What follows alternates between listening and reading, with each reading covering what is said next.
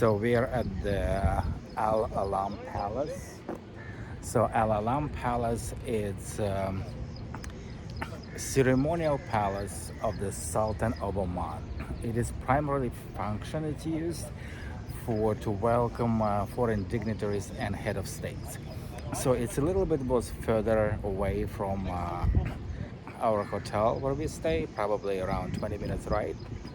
So, but we finally made it here, and it's a beautiful area. So that's where the Sultan of Oman welcomes foreign dignitaries from a different corner of the world and head of states when they arrive to Oman for some official functions or government level visits. So we're gonna tour around here. You cannot go inside, but we're gonna show you area surrounded by this beautiful magnificent palace.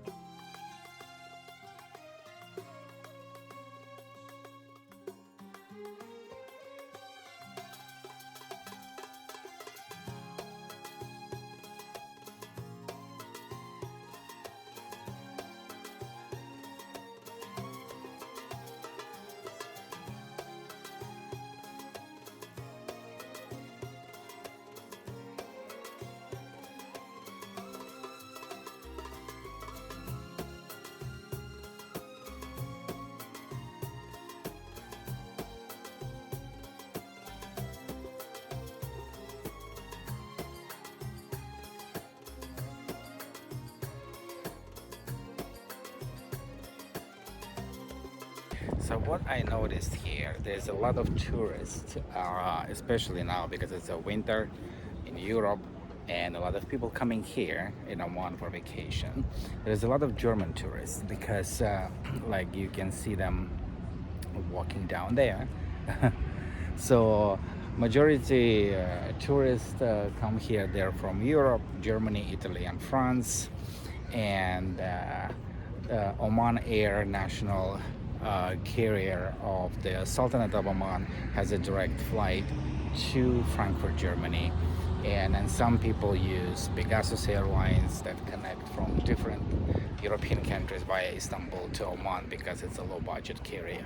So I hardly met any Americans here in the Sultanate of Oman. Mostly people from Europe, and there is people from United Arab Emirates as well who come here on vacation. So, but anyways, there is I met some people from Russian Federation because, as you know, Russia is right now on the embargo and they cannot travel to Europe and or to the United States or whatever, and so they usually travel to the Middle East and Asia. So I met a lot of Russian people here as well, and to my surprise I met someone from Lithuania visiting Oman. But let's just have a little bit walk through of this beautiful country, the Sultanate of Oman, and this gorgeous beautiful city Muscat, and especially this palace area, which I really adore, and I love it very much. So let's continue.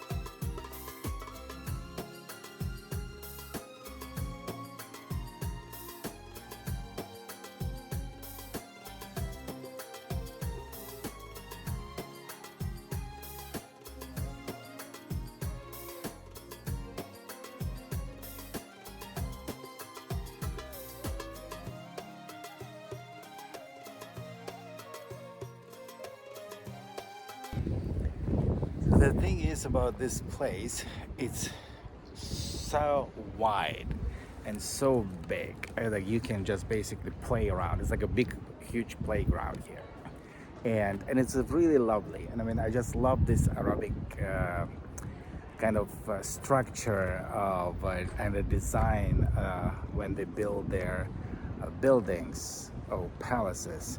I mean, it's just really astonishing, and I'm just having a great time to be here and enjoy this beautiful architecture. Basically, like let's say 2001 night fairy tale story. Imagine what his palace looks like inside after seeing the Royal Opera House. But unfortunately, for obvious reasons, we cannot get inside of the palace, so we just can basically just look around outside, which is not bad at all, and it's really cool.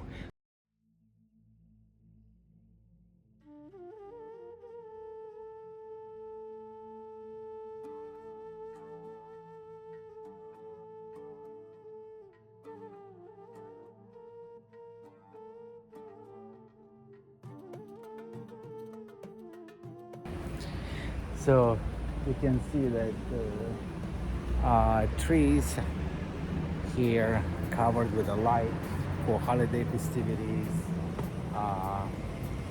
We need to come here at night and look how this place looks at night. Down here inside is the shades to kind of cool yourself down and away from the sun and the heat. And buses and tour buses keep coming. A lot of people, tourists visiting Oman, and there's a lot of bicyclists here as well. So we have a group of bicyclists there. They're going to be continuing their journey or their tour or whatever they're going. And I don't know where they're from, but there are a lot of them here.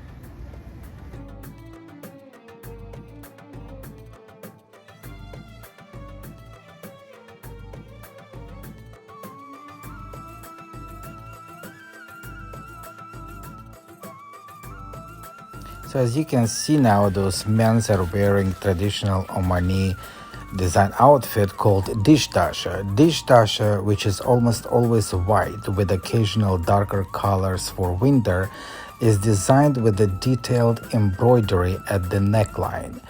There is a traditional undergarment called the wizar that wraps around the hips and falls to a person who is wearing khals. But many men now wear just a t-shirt and boxers underneath the garment. Accompanying all these dashas are the kuma, what they called an intricately embroidered headdress that is part of the daily wear, and the masar, a colorful turban that goes over the kuma and is worn in the evening, especially at the formal occasions. The headdress is generally made of cotton, embody the multicultural history of the Omani fashion. And the government of Oman usually approves different designs that they basically regulate what kind of designs can be implemented for traditional Omani clothes dish dashas, because they're completely different from other Middle Eastern countries. And the things about Omani men, which I really admire, that they're very clean and they're very neat.